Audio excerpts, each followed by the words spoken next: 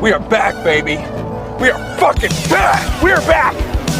Blast it. We are back. We are back.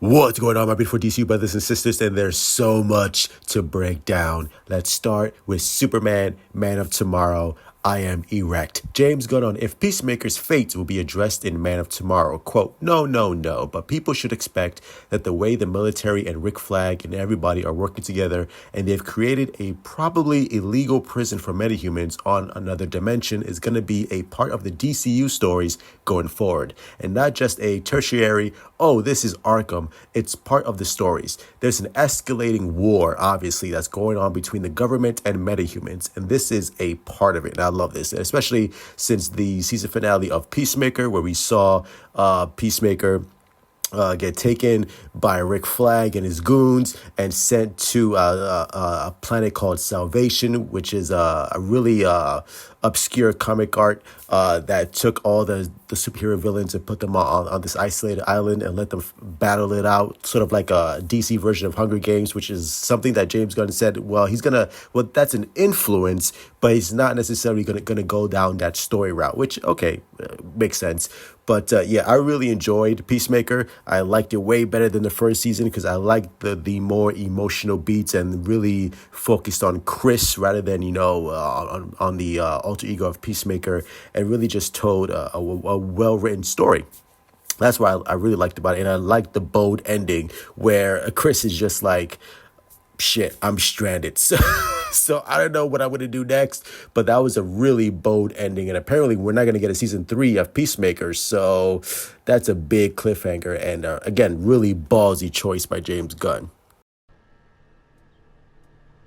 Are you fucking kidding me? James Gunn on if John Cena or any other Peacemaker stars will return in Supergirl or Man of Tomorrow. And James Gunn says this, quote, well, we'll have to see. And he laughs. That's a secret. So I think it would be hilarious if we see Superman go to this pocket dimension in Man of Tomorrow and he actually comes across Chris Smith, the Peacemaker, and they have a little interaction. I think that would be pretty fun. Or if Supergirl shows up in another planet and she sees John Cena, she's like, yeah, maybe next time, and just leaves his ass. That'll be messed up, but that'll be pretty funny, and that would actually be part of the James Gunn humor.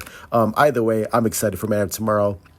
And speaking of Supergirl, James Gunn gave a quick anecdote on Supergirl, and he says Supergirl especially is a space adventure. It's like Guardians of the Galaxy. So I expect some pop culture music, not that much, because again, he doesn't want it to be exactly like Guardians of the Galaxy, and he's not directing it or writing it. It's Craig Gillespie. It's gonna be his style, his spin. So, and I'm expecting a much more serious take on Supergirl rather than what we saw in Superman.